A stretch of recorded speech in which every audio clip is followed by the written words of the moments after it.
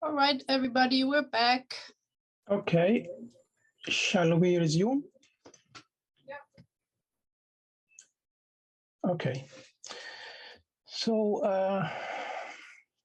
we'll try it in this PPT to demonstrate how formal and dynamic equivalence work in translation, and also to examine their benefits and limitations, and analyze some texts, a Chinese poem translated in English, several versions of this poem, and also to show the reader's response and how to analyze it. And the methodology will be analytical and comparative method. This is the poem, Ting Yese. Of course, it's a very famous poem. You all know it by heart. This is the poem we are going to discuss and try to analyze today. Okay, I'm trying to hide my camera. It's taking, okay. Okay, this is better for me. All right, this is the poem. And actually, if we try to analyze it according to the four patterns I just introduced to you earlier, then we find that it belongs to the fourth tone pattern. And if I ask you which rhyme in the poem is this poem ping rhyme or zi rhyme? You want to know, you have to look at the second and the fourth lines. So this pattern is ping rhyme pattern, okay? However, Li Bai made some changes in version. He made a few inversions in the poem at his will, without following a certain rule or anything, but he changed the third zi into ping. Okay, and so he changed also the fourth ping into zi, and the second and the third from zi ping into ping zi, and there is no certain obligations on him to make any changes, but we can see that he just changed the tones based on the meaning and the words he wants to use and to create the certain rhythm he wants to. So the final outcome is ping, ping, ping, zi, ping, ping, zi, zi, zi, ping, zi, ping, zi, ping, zi, ping, ping, ping, zi, ping. And here is the poem. 床前明月光，疑是地上霜。举头望明月，低头思故乡。You notice that I have divided the lines, each line, into groups. These groups are called 音组, 声音的音, 音组, and 组 meaning group. So sound group, you may call it sound group. But this 音组 in English meaning the foot, F-O-O-T. In Chinese, 音部. In Chinese, 音部. Bu here is the foot. So also in Chinese, you may call this hiatus or pause tun. Tun meaning, in English, you may call it caesura or caesura, C-A-E-S-U-R-A. You may pronounce it caesura or caesura, meaning hiatus, meaning pause. So there is a pause after a certain amount of, or a certain number of feet, based on the rhythmic and the grammar structure. We pause when we read poetry. We pause according to the meaning, according to the rhythm, according to the grammatical structure of the sentence. Okay. So here, when I scan this poem, scan here, scan, S-C-A-N, SCAN, meaning to study or to analyze the poem rhythmically, metrically. This is called scansion, or you scan the poem when you analyze the meter of the poem. So I would divide these lines or scan the lines this way, because in the Tang Dynasty, the Wu Yanshi, the 5-character or 5 pentasyllabic poetry is divided 2-2-1, 2-2-1. Okay. Of course, some people may divide when they read this Wu Yanshi, they may divide it into 2 and 3 or 3 and 2. Okay, but it's up to you. It's up to you. But usually it's 2-2-1. And here I divided, this is my own scansion of the poem. I divided it into disyllabic structure, disyllabic units. So Chuangtian, again, according to the grammar, according to the meaning, according to the rhythm.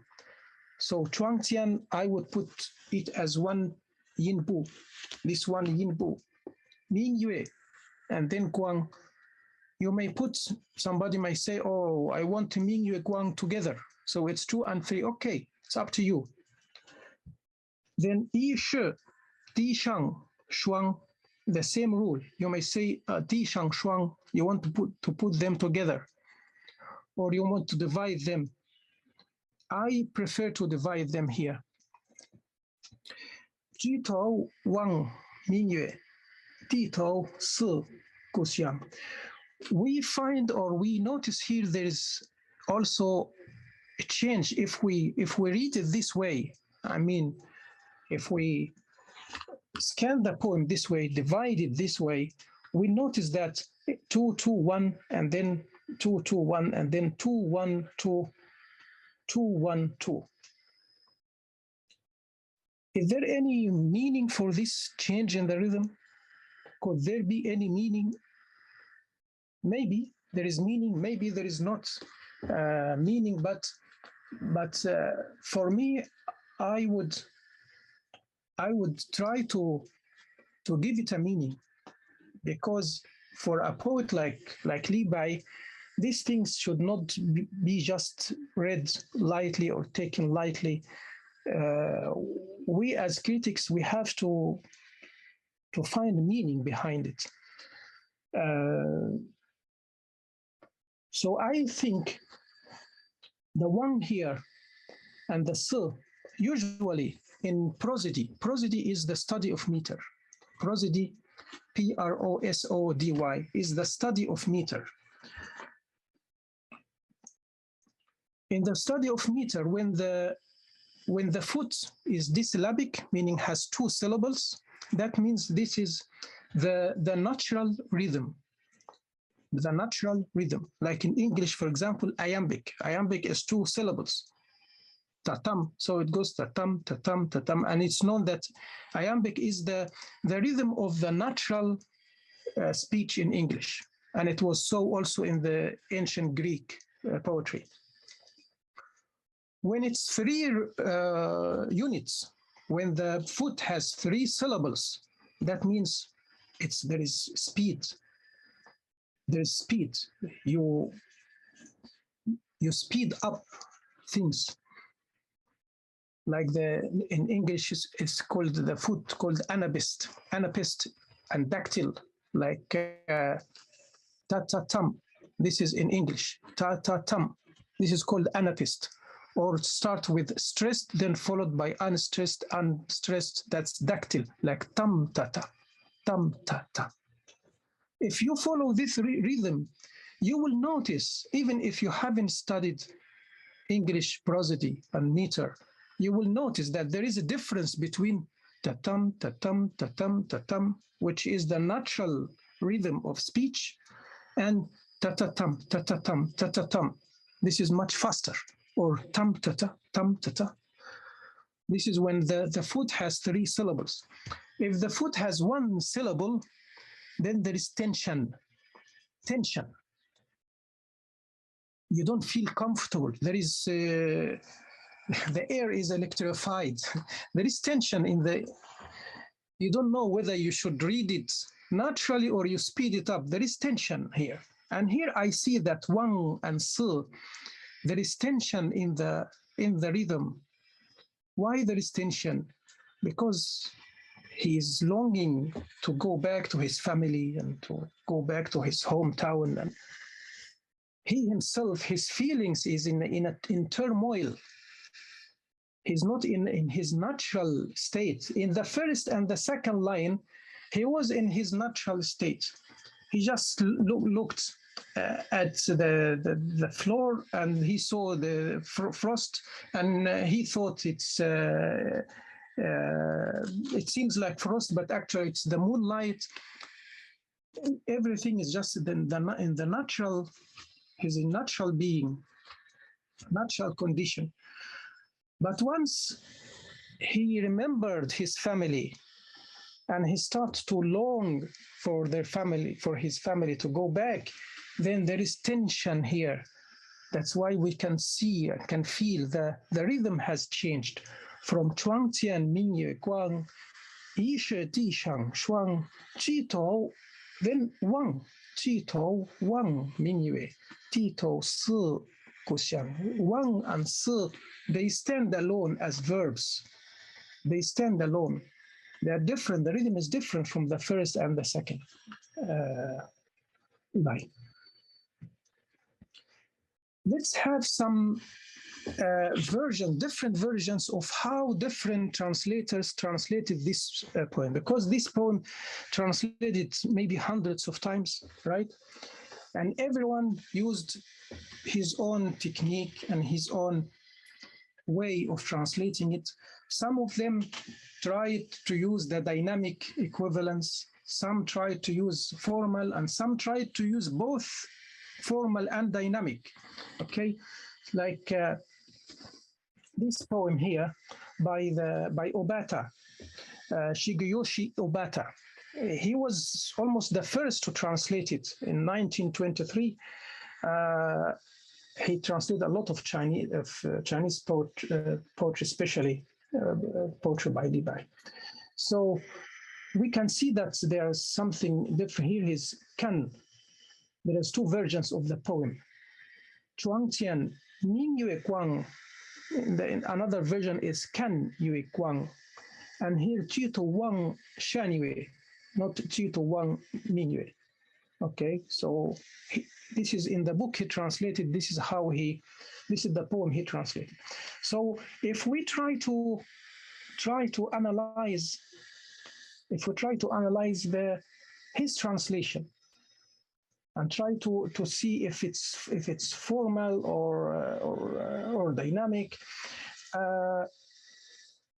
I saw the moonlight before my couch.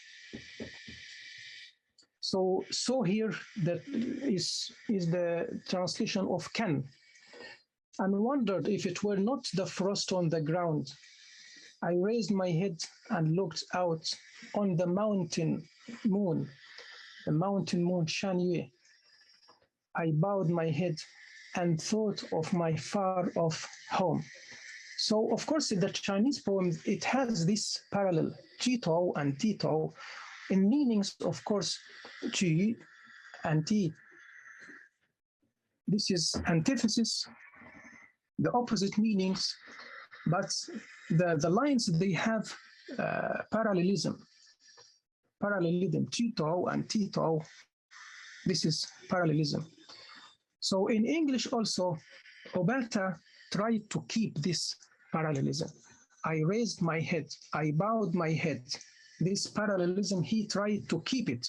So this is formal, I would say this is formal equivalence, because he tried to stick to the Chinese poems as much as possible, at least in terms of meaning. He translated it almost very faithfully. He rendered a faithful translation. So I would say this is formal equivalence.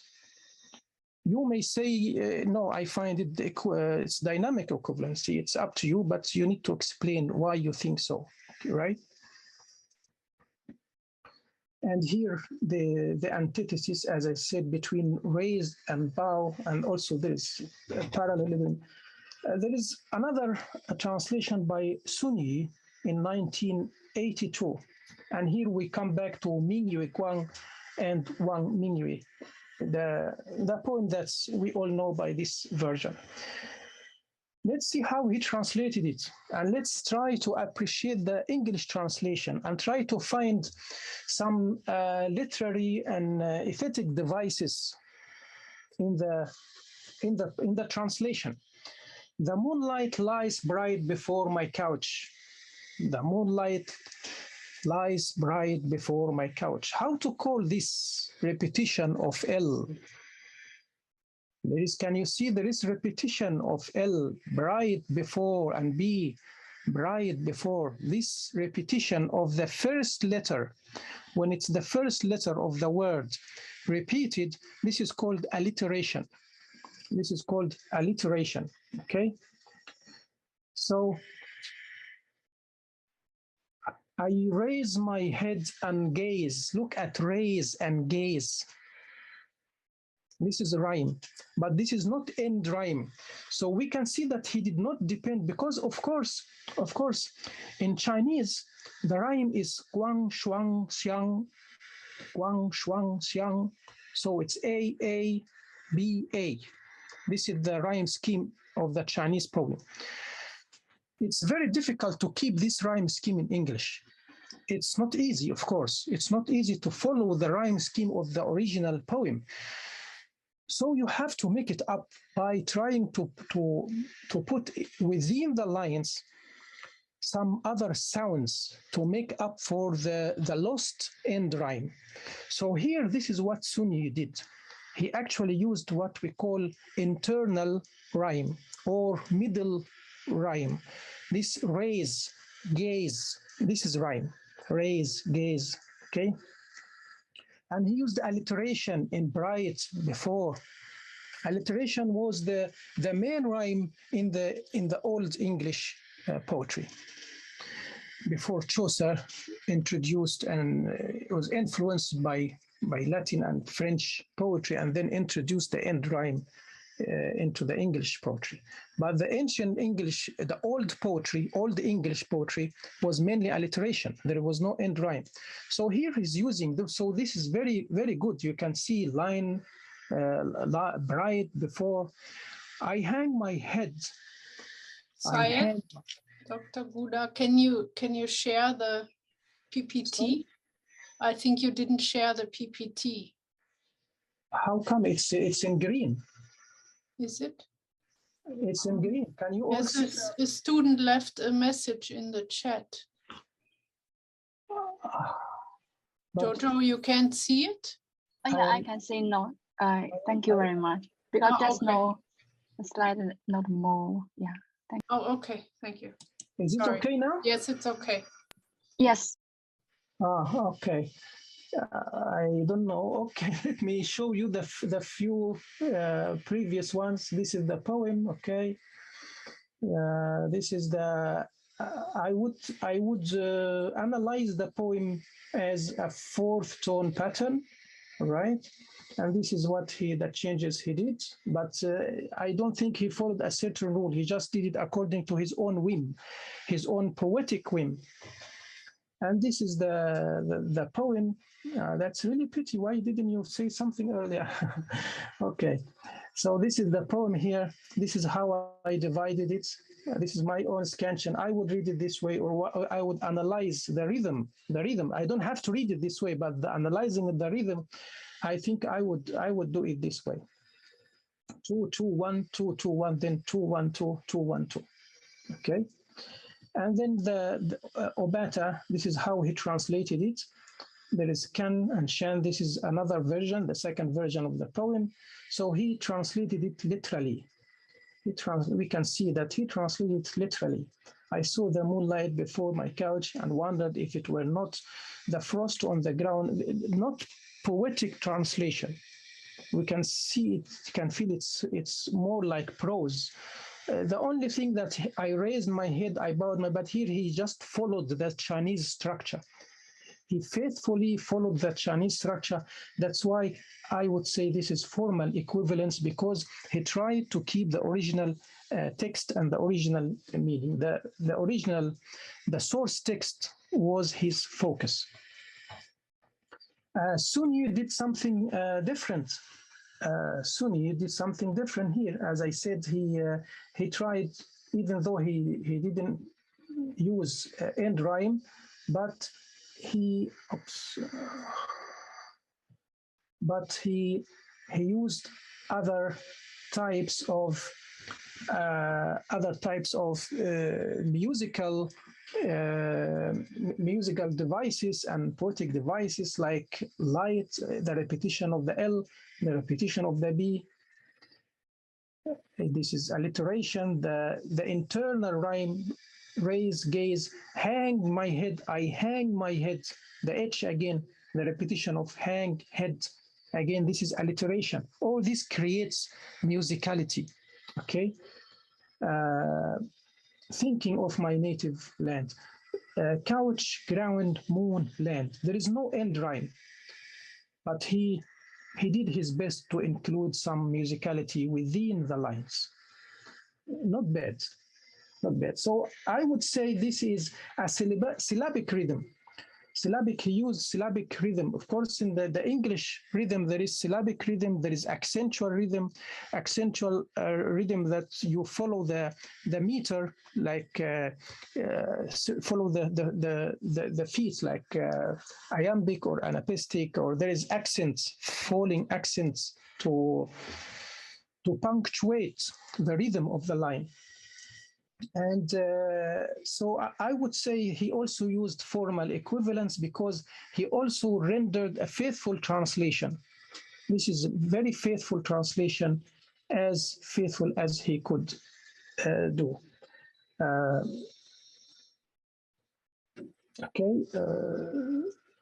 Let's move to another version. This one is translated by Cooper, Arthur Cooper, American translator. So the Chinese poem has 4 lines. Let's count the English. 8 lines. 1, 2, 3, 4, 5, 6. Let me show it to you one by one. So he translated the first 2 lines into 4, and the second 2 lines into another 4.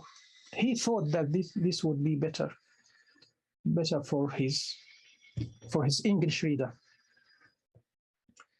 But again, he tried to include some musicality, like again, before my bed, B, alliteration, right? And again, bright. Before my bed, there is bright moonlight, 3 B's. This is alliteration. So that it seems this sound, this S sound, so that it seems, again, alliteration, like frost on the ground. Lifting my head, I watch the bright moon. Lowering my head, I dream that I'm home. Again, lifting and lowering. The original poem is antithetical, G, D. So the translator here, we can't give the translator too much credit, because the original is like this.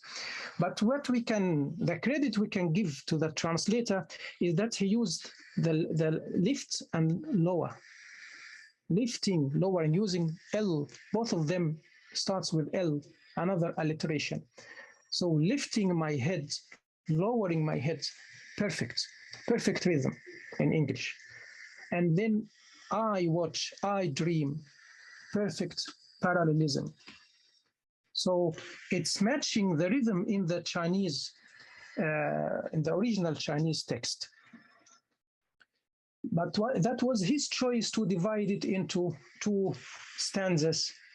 Each couplet, of course, Chinese, it's 2 couplets. In English, 2 stanzas. So this is a syllabic rhythm. So if we count the syllables before my bed, four rhythm, there is, right, moonlight, 5 syllables. 4, 5, 4, 5 in the first, and then 4, 5, 5, 5 in the second stanza. So we can see that this is syllabic rhythm. This is called syllabic rhythm because the number of the syllables are almost same, very close. You can also write it this way. Before my bed there is bright moonlight, so that it seems like frost on the ground. Lifting my head, I watch the bright moon. Lowering my head, I dream that I'm home. You can also write it this way, but he preferred, I have his book, he preferred to translate it in 2 stanzas. Rawi Ali, he translated it such: over my bed, the moonlight streams. Over my bed, the moonlight streams, making it seem like the frost-covered earth. You can see earth, he put earth here in the second. This is called run-up line. When the line is cut and you need to continue reading in the second line, this is called run-up line. So making it seem like the frost-covered earth, and then you have to stop for a while. But why he did that? Because of the syllabics. Then when we see that, we should realize if the accents are not so clear, if it's not accentual, then we know that it's syllabic. That's why you see it's 8, 8, 7, 8, 6. And he rendered it in 5 lines, not 4. 5 lines. So this is dynamic. And also the previous line dynamic, the previous one, this is dynamic equivalence. This is not formal equivalence. This is dynamic because his main target is the English reader. His main focus is the target reader, not the source reader. Both of them. Over my bed, the moonlight streams, making it stream like. We can see also bed. Some of them translated as bed. Some of them translated as couch. Like Sunni translated it couch. Obata translated it couch. And there is a third meaning for the word chuan. There is a third meaning. Do you know, anybody knows the third meaning of, it could be bed, it could be couch, and it could be something else. None of them translated it as the third one. Though it could be. Actually, in the old time, in the backyards, each family used to have a well. And the well is actually circled with fence or small wall to protect children from falling into the well. So chuan here also could mean this well, W-E-L-L, where they can pull water, right? But all of them translated either bed or couch. That's fine. So he says, over my bed, the moonlight streams, making it seem like the frost-covered earth. Lifting my head, I see the brightness. And here you have stop. So you can see he doesn't stop at the end of the line. No, he keeps reading. You have to keep reading until there is a comma and then you stop. So don't be fooled by the line cut. The line cut doesn't represent how you should read it. So we know right away that this is syllabic rhythm. Syllabic, and if you count the syllables, it will be 8, 8, 7, 8, 6. Very similar. This is almost same. This is syllabic, and this is dynamic equivalence. Lifting my head, I see the brightness, then lowering it. See, he didn't repeat the head. Because in English, in Chinese, this repetition is so good, but in English, it may not sound that good. In English, when you say head at the beginning, then you don't need to say head again. You say it, you refer to your head as it, right? This is the natural way of writing in English. But in Chinese is different. Chinese, the appreciation is different. So here, when we see that he did not repeat the word head, we know right away that, yeah, he wants to render it in natural English, natural modern English. He didn't repeat the same words. Lifting my head, I see the brightness, then lowering it and filled with thoughts of home. This is dynamic, 100% dynamic equivalence. Another translation, this is a Chinese translator, Xi Wanzhong. Xi Wanzhong is very famous Chinese translator, and he's very well known of translating classical Chinese poetry into English. But now he's following a completely different approach, different methods. If we read it, before my bed, a pool of light. Is it hot frost upon the ground? Eyes raised, I see the moon so bright. Head bent in homesickness, I'm drowned. Do you notice something in this translation? Do you notice something? This is the first poem that has end rhyme, right? All the other versions, none of them has end rhyme, none. Couch, ground, moon, home, no end rhyme. Couch, ground, moon, land, no end rhyme. Bed, moonlight, seams, ground, head, da da da, no end rhyme. Streams covered, sea, da da da, no end rhyme. This is the only one, light, bright, ground, drowned. So there is rhyme scheme. The rhyme scheme is A, B, A, B. There is rhyme scheme. So when we see this structure, we can see that he tried his best to keep the rhyme scheme of the original text.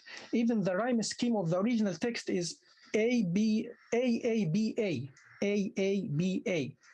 His rhyme scheme is A, B, A, B. Doesn't matter much, but the thing is that he tried to keep an end rhyme and he tried to keep a rhyme scheme. Not only that, while doing that, while rendering the poem in or following this formal equivalence, he also tried to achieve dynamic equivalence, but not in the way other Western translators did, not in their way. He tried to show off his mastery of English rhythm, English meter. So he tried, since the poem he translates is as a classical poem, classical meter, so he also tried to render it into classical meter in English. So this classical meter is before my bed, a pool of light. This is called tetrameter, iambic tetrameter in English. Why it's iambic tetrameter? Tetra in Greek meaning four. Tetra in Greek meaning four. Penta is 5. Hexa 6, hepta 7, octa 8, and so on, deca 10, and so on. So this is tetrameter, iambic tetrameter. Why it's iambic? As I said earlier, iambic is the adjective of the words or the name of the foot, which is iamb. Iamb is a two-syllabic word, two-syllabic foot. The first is unstressed, the first syllable is unstressed, the second syllable is stressed. So tatam. The second syllable should receive the stress, the accent. This is what we call accentual rhythm. Okay, so here he says like before. When you read before, do you put stress on the B or the 4? Of course, you put stress on the 4, right? You say before, not before. If you put stress on the first syllable, you will pronounce it as before, not English. So you have to pronounce it as before. Before, then it's iambic. Tatam, before, tatam. So you would read it in English rhythm, you would read it as before my bed, a pool of light, tatam, tatam, tatam, tatam, 4 feet.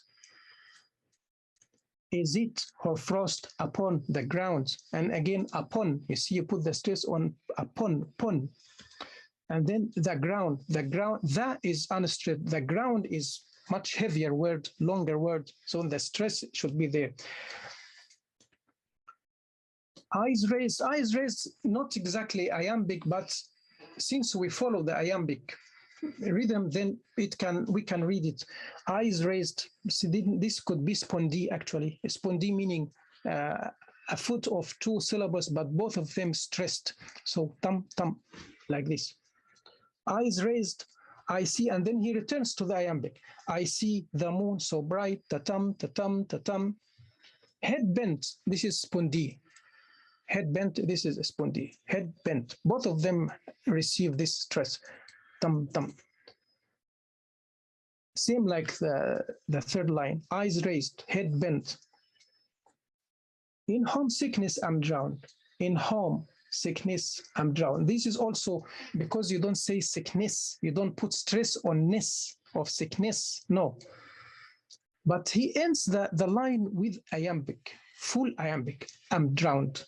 I'm drowned. This is iambic.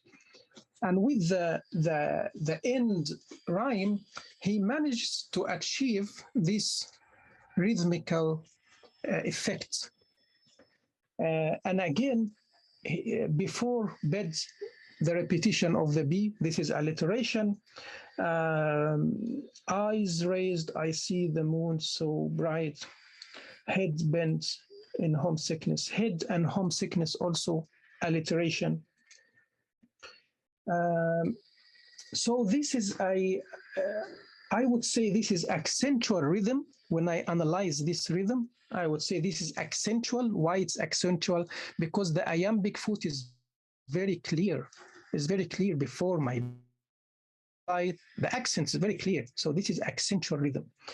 Okay, and it's iambic tetrameter, of course, because most of the poems, many poets, they don't have to follow exactly every line is iambic. All of them, including all the great English and American poets, they do this, or they use this inversion, meaning they change from iambic to trochee, to anapist, to dactyl, to spondee. They change the rhythm according to the meaning. So he did that here. So it's not a defect. It's not an error. No, it's fine. It's fine. And the equivalence, he tried to achieve dynamic equivalence by rendering, at least in the form, he tried to achieve dynamic equivalence as far as the form is concerned. But how much he managed to do that is another thing.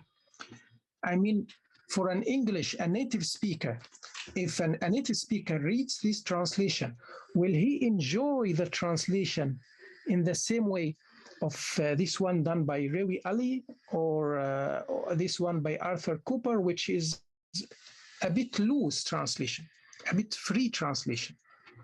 You can see that the language is more natural. Before my bed, there is bright moonlight, so that it seems like frost on the ground. It's very natural. And here also, over my bed, the moonlight streams, making it seem like the frost-covered earth. Again, very natural English. But here is not really natural English. Is it hoar frost upon the ground? Eyes raised, you know. I see the moon so bright, head bent. In homesickness, I'm drowned. You can feel that he kept this drowned to use it as an end rhyme. So you can see right away that this is not natural English, not natural English. But as far as the rhythm is concerned, he did a great job. All right, he did a great job, and this is how I would scan it. Before my bed, a pool of light. Is it hoar frost upon the ground? Eyes raised, I see the moon so bright. Head bent, in homesickness, I'm drowned. Ta-tum, ta-tum, ta-tum, ta-tum. Most of the feet here are iambic feet. And we have another one here by Seaton, J.P. and Creyer James.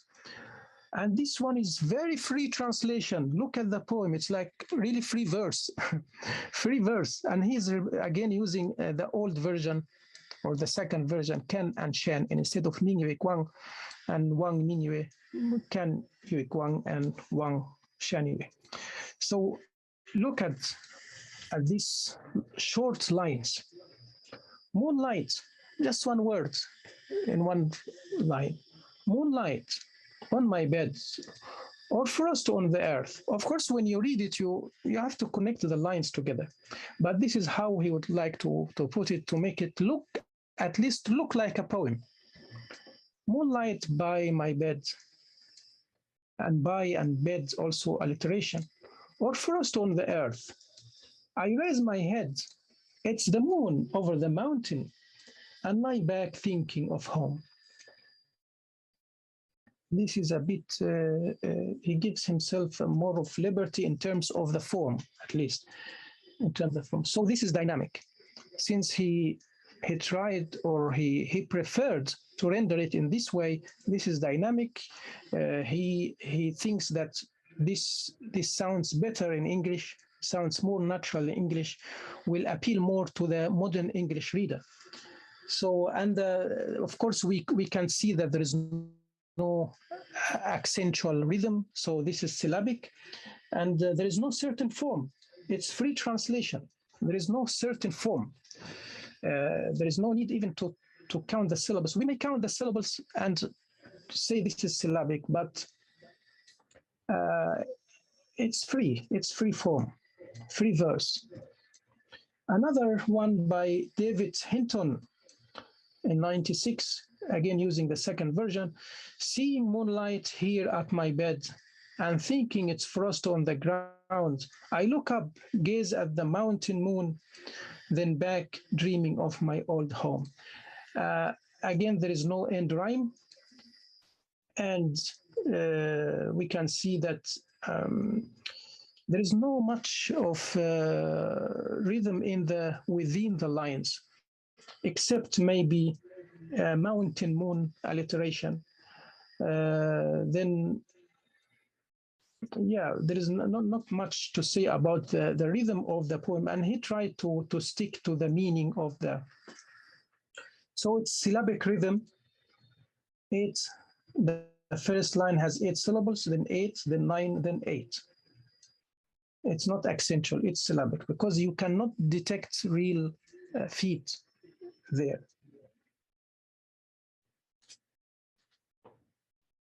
And it's dynamic equivalence, it's clear. So I want to say, or what I wanted to say, that a translator of poetry, of course, poetry is the most difficult translation, the most difficult type of translation. A translator of poetry can achieve a formal equivalence without sacrificing all the dynamic effect on the target reader, and achieve a dynamic equivalence without losing much of the message in the source text. Equivalence theory mainly depends on the reader's individualistic response in determining the effect achieved. It depends on you and how you will like it.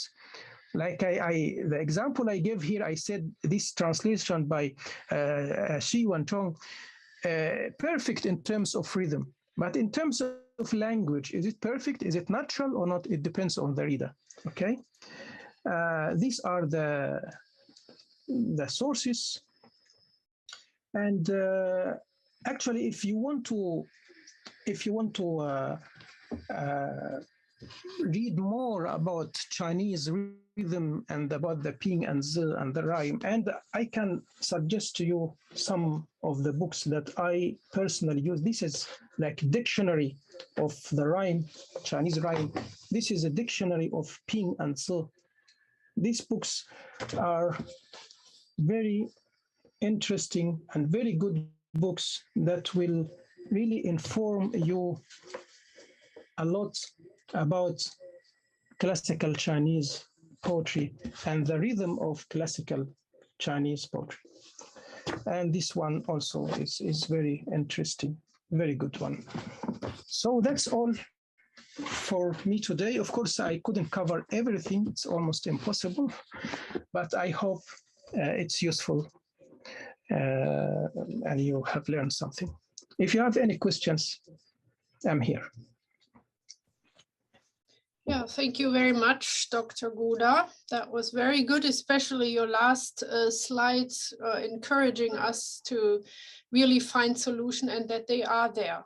You know, we just have to adapt and find different forms, even if we cannot use the same one, but it is possible to compensate for a lot of this.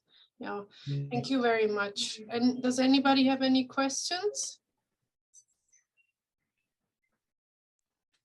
Yes, this is Joseph. Can I ask a question for Dr. Guda? You know, Cantonese, there are 9 voices and 6 tones. Is it better to read the poetries in Cantonese than Mandarin? Yeah, thank you. Sorry, I missed the question. What was the question? Can you repeat? Okay, I mean, in Cantonese, there are 9 voices and 6 tones. It's more voices and tones than Mandarin. Cantonese, you mean Cantonese? Yes, Cantonese. Okay. Yeah. Yeah. It is actually, better.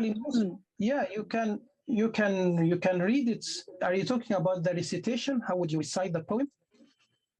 About the recitation, right? About the reading? I mean, only for read the poetry, because there are more voices and tones than Mandarin in Cantonese. So for my own experience, I think that the lyrics in Cantonese sound more beautiful than the same song in Mandarin. So is it the same in poetry to read the poetry? Because actually most of the classical poetry were written in southern dialects. That's why it sounds more beautiful in Cantonese. But however, it's still in Mandarin, it's still the tone is still there. The tone, because as I said, the main 4 ancient tones, the ping, the shang, the chi, the ru, only the ru is missed, but still exists, missed in the modern Mandarin, but still exists in some southern. That's why you see the southern dialects has more, as you said, there in Cantonese there is 9, and some even say has 12 tone, but at least 9 tone in Cantonese. So as you can see, there are more tones in southern dialects than in Mandarin. So I can understand why it should sound more beautiful in Cantonese, but it's still in Mandarin. It's only that Ru Sheng is missing, but the other 3, the Ping Sheng, Yin Ping Sheng, Yang Ping Sheng, and the Shang Ping, the Shang Sheng, and the Qi Sheng, all of them, they almost the same tone, even if it changed throughout history, but the relationship between the tones also changed. So that's why we still read it in Mandarin and we still can hear the rhythm, like Guang, Shuang, Xiang. The rhythm is clear. I mean, the rhyme is so clear.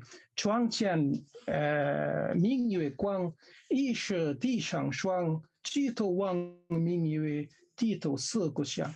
You can still hear the rhythm and you can still hear the rhyme fully. But maybe in other poems, yes, they sound better in southern accents, especially when they employ this Ru Sheng that's missed in the modern Mandarin Chinese. Okay, thank you very much. Thank you. Hello, Professor. Hello. I have a question. One day I asked my professor that I said I really want to research on the Little Women in my thesis. And he said to me that if you really want to do a textual analysis on Little Women, then you have to find all the versions that exist that have been published. I really have a difficulty here. do you think it's possible for me to search all the versions of Little Women in Chinese in the world? Little Women, you said? Little Women, the novel? Oh, yes. Little Women. Or any kind of text, because if you want to research on it, then you have to find all the exist version, the published versions. Of course, if you want to do a perfect job, you have to. If you want to do a perfect job, but sometimes we don't have the means to put our hands on every version. Sometimes we can't find the hard copy in the bookshop, or in the library, and sometimes there is no PDF. Sometimes we are helpless. But as much as you can, you must collect everything that's written about the novel you want to write about. If it's translated in different version, you must read the different versions and try to find out how they are different from each other and what scholars said about this novel and so on. So yes, I would advise you to try to get as much sources and texts and materials about that book as much as you can, if you have the means to do so. Thank you. You're welcome. Any more questions?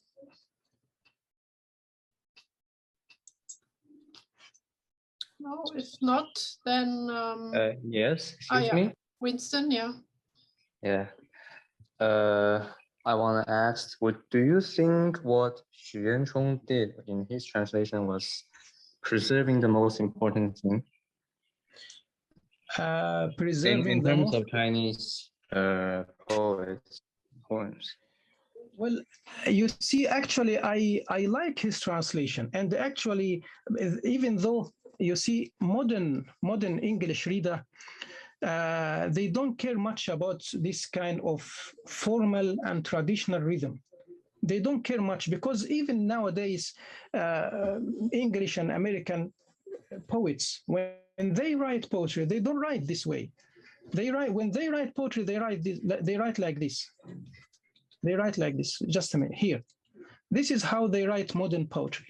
So this is how they appreciate. But as I said, it depends on the reader. For me, I appreciate this kind of, I still appreciate, I'm still classical person. So I still appreciate this kind of, but I say that it's still not very natural. But why I say he did really a great job, because it's not easy. It's not easy. Try it yourself. Try it. Why the other Western translators prefer this to translate it this way? Because I am sure they cannot do it. They cannot do this translation. They cannot.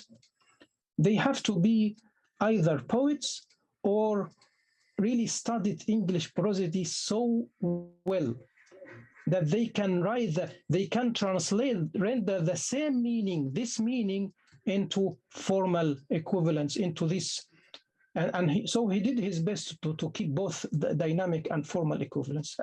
In terms of the form, he did a great job. In terms of the language, we have to understand that, number one, he's not native speaker, but still, as a non-native speaker, in my opinion, he did a great job. And as a non-native speaker, to come up with this translation that's perfectly rhymed, perfectly metrical, and also with this perfect rhythm, I think he did a great job. This is my opinion, even though most of Western readers will not like to read this kind of poetry, will not enjoy it. But maybe because they are not well familiar with English rhythm. They are not every native speaker is familiar with English meter. Of course not. No. Even many poets, they are not so familiar with English prosody. So when I analyze his poem and his translation here, I think he did a great job in terms of rhythm. In terms of rhythm, he did a great job. In terms of translation also, he did very well. So, I mean, he did not deviate much from the meaning, from the literal meaning. Chuang Tian, before my bed. Ming Yue Guang, a pool of light. If you follow it, you find it's more or less very close, very faithful translation. Yet there is end rhyme, there is internal rhyme, there's alliteration, and there is accentual. It's not easy. It's almost impossible. And this is what he does in all his translation. That's why he's following a very hard path. He's treading on a very hard path. It's very difficult to translate classical poetry in this way. So there is something you have to sacrifice. That what he has to sacrifice here is sometimes a sentence or a line sounds unnatural. Like eyes raised, head bent, sounds unnatural. And also homesickness. In homesickness, I'm drowned. Very unnatural. Not natural English, right? He has to sacrifice because he wants to end with drowned. If we understand that, we may excuse him. We may excuse him. Yeah, so it depends on the reader. Some Western readers, they don't prefer it this way. They don't like to read translation in such a way. It depends. Yes. Yeah. Actually, we have been told by some of our teachers here in Lingnan that what Xu Yuanchong did was not very natural. The English he used was not really, naturally accepted in the English-speaking world. But after listening to your analysis, I started to believe that what he did was actually a self-aware trade-off that he intended to manipulate the English in terms to preserve something that he thinks is important in the Chinese poetry. Yeah. Yes, yeah. This is what I said. It's in the Western to a Western reader, the English doesn't sound natural.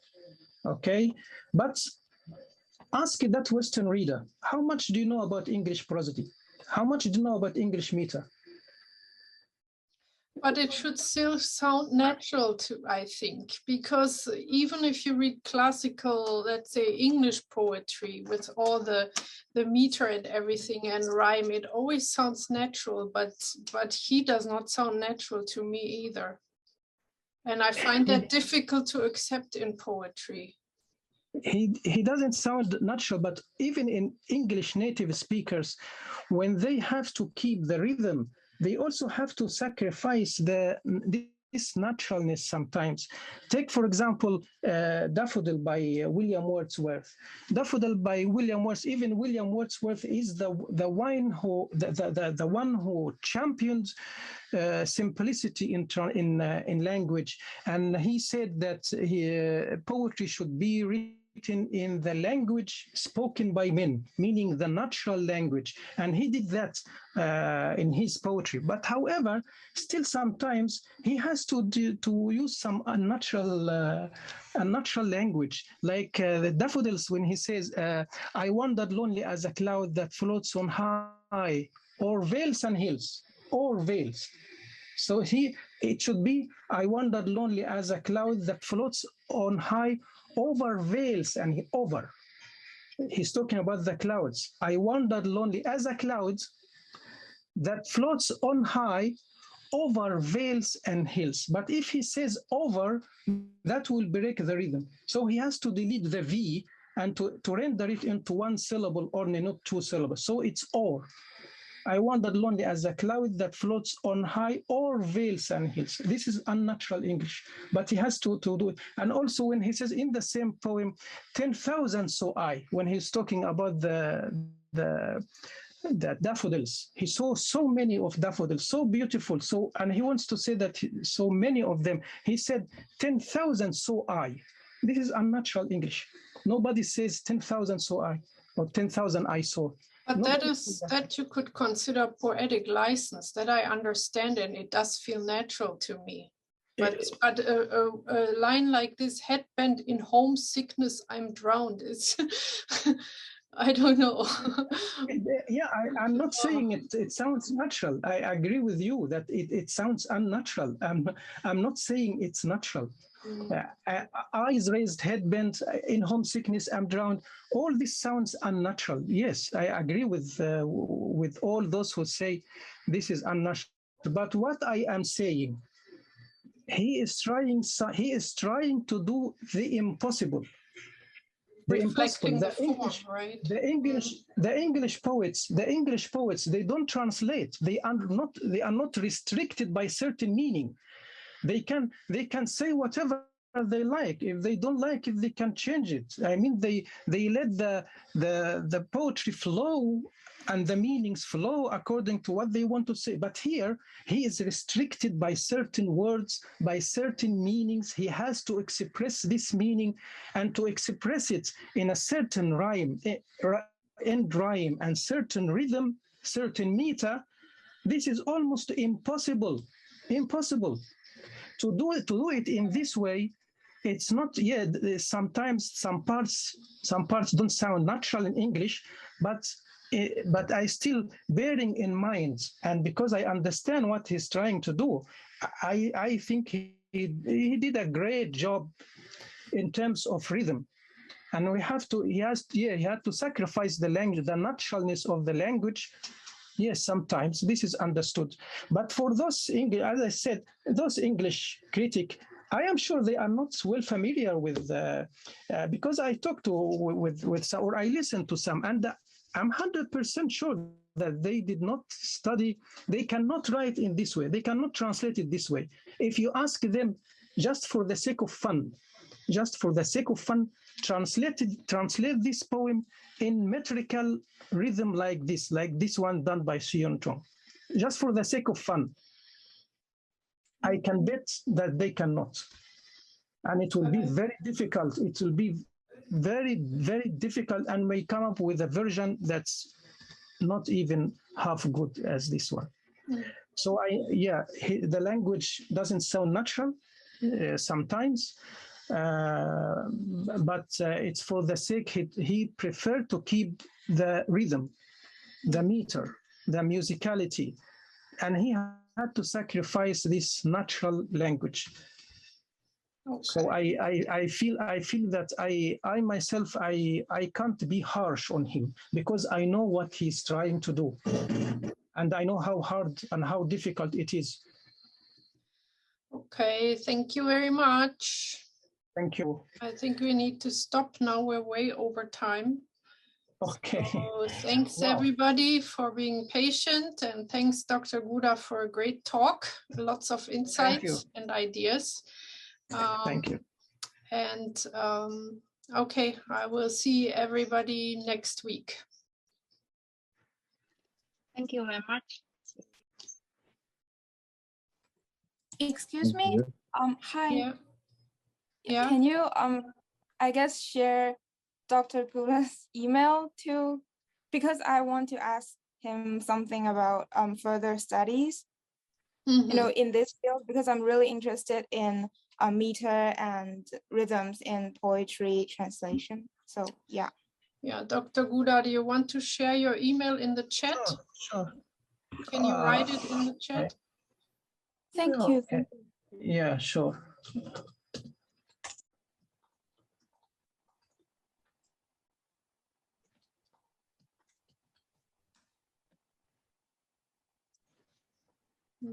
Thank you. Thank you so much. You're welcome. All right, bye everybody. Thank you. Have a nice day. Bye. فكر في واجبك كما تفكر في حقك، واعمل طلبا للإتقان لا طلبا للشهرة والجزاء، ولا تنتظر من الناس أكثر مما يحق للناس أن ينتظروه منك.